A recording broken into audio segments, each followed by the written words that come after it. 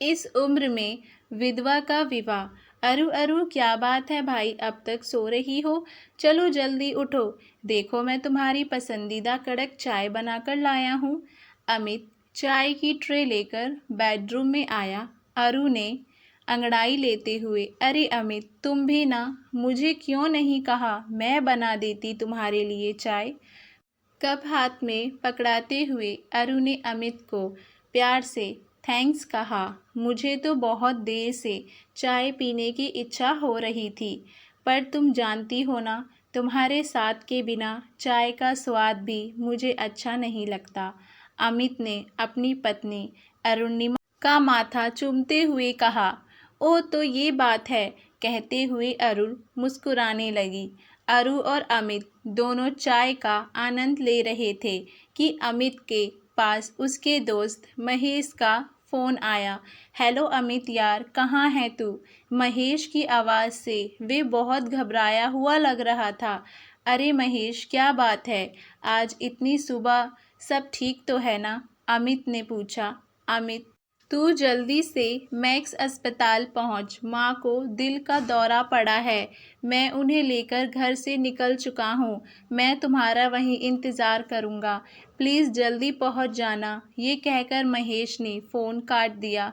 चाय की प्याली अधूरी ही छोड़कर अमित जल्दी से गाड़ी की चाबी लेकर घर से निकल गया और उनका दिल बैठा जा रहा था। जाने क्यों आज उसके मन में कुछ घबराहट सी हो रही थी। अमित के जाने के बाद अरु बुझे मन से रसोई में रोज़मर्रा के कामों में लग गई। अरु और अमित की शादी को 23 वर्ष हो चुके थे। दोनों एक बेटा और एक बेटी थी। बेटी छवि पढ़ाई के सिलसिले में बेंगलोर और बेटा ऋषभ अपने माँ बाप के पास दिल्ली में ही रहता था। अरुण और अमित की जोड़ी एक परफेक्ट जोड़ी थी। उन दोनों से जो भी मिलता उन दोनों के स्वभाव का कायल हो जाता। उनकी ज़िंदगी में धन दौलत प्रेम प्यार किसी चीज़ की कोई कमी नहीं थी। ज़िंदगी हंसते खिलखिलाते व्यतीत हो रही थी।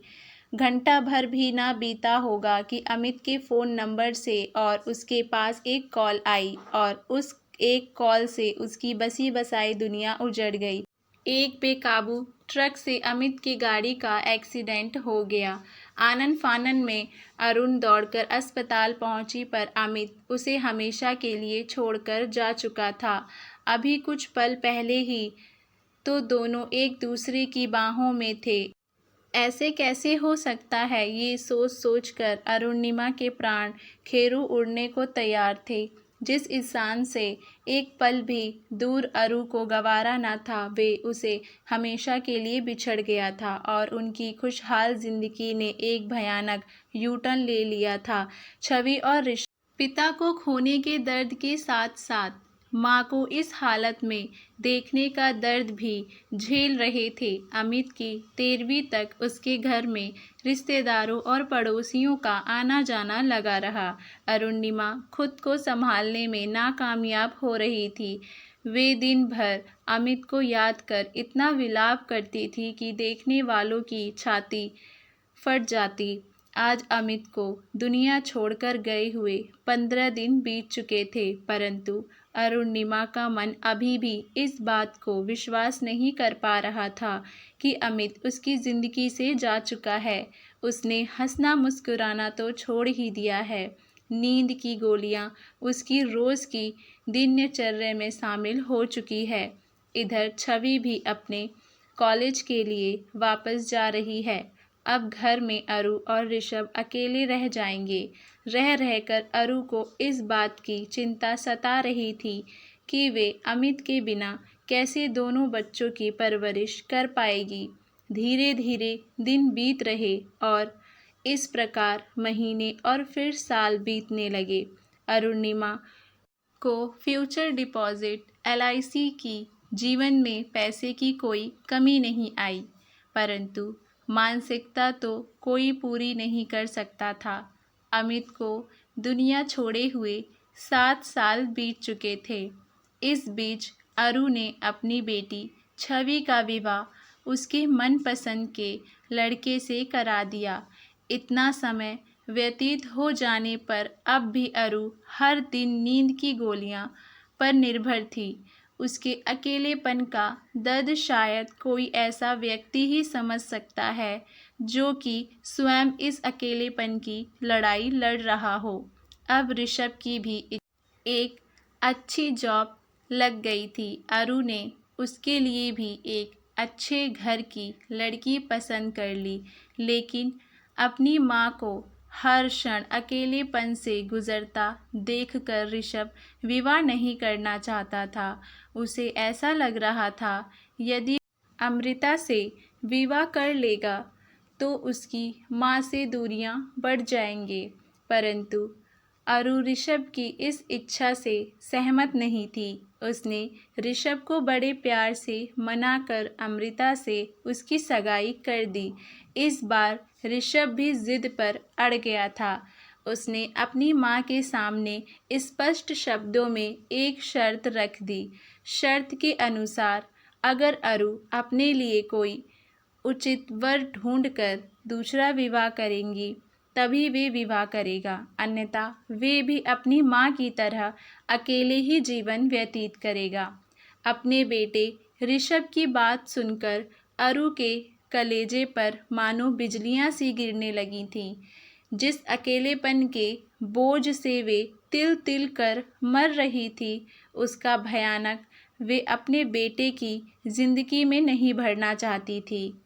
अरु ने ऋषभ से कहा, बेटा तुम नहीं जानते, हमारा समाज इस बात को मंजूरी नहीं देगा कि एक विधवा अधेड़ उम्र में अपनी दूसरे विवाह के बारे में सोचे, और फिर मैं भी अपनी ज़िंदगी वैसे ही काट लूँगी जैसे और विधवा औरतें काटती हैं।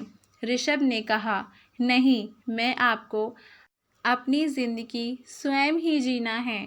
आप जिस समाज की बात कर रही हैं, वे समाज आपके अकेलेपन के बारे में जानता ही क्या है।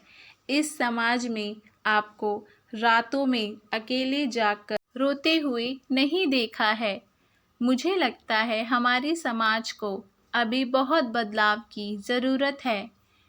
तो क्यों ना हम अपने घर से शुरुआत करें। इससे पहले अरु कुछ कहती, ऋषभ फिर बोल उठा, बस ना, अब इसके आगे आप कुछ नहीं कहेंगी। मैंने एक मैट्रिमोनियल साइट पर आपकी सारी डिटेल फिल कर दी है। जिस दिन आपका जवाब हाँ में होगा, उस दिन मैं और अमृता अपनी शादी की भी डेट फिक्स कर लेंगे। अरु मन ही मन बेचैन थी। ऋषभ ने ये कैसी शर्त उस पर लाद दी है। ना तो वे अपने पहले जीवन साथी को भुला पाई थी और ना ही किसी अन्य को वे अपनी ज़िंदगी में अमित की जगह देना चाहती थी। अरु कश्मकश में डूबी थी। विवाहित बेटी छवि का इस बारे में क्या विचार होगा, समाज, आड़ पड़ोस और बाकी रिश्तेदार क्या सोचेंगे। इतने में छवि ने अपने पति के साथ कमरे में प्रवेश किया।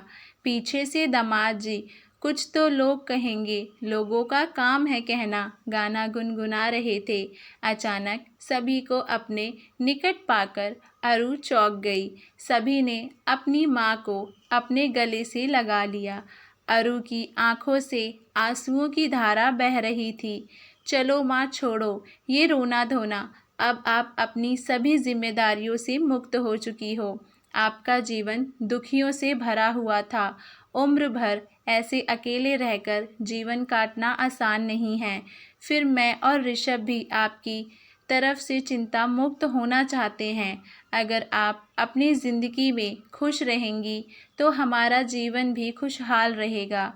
अपने बच्चों की खुशी की खातिर अरु ने ना चाहते हुए भी मजबूरी में वक्त से समझौता कर लिया और जीवन की इस नई राह पर चलने के लिए अपनी हामी भर दी।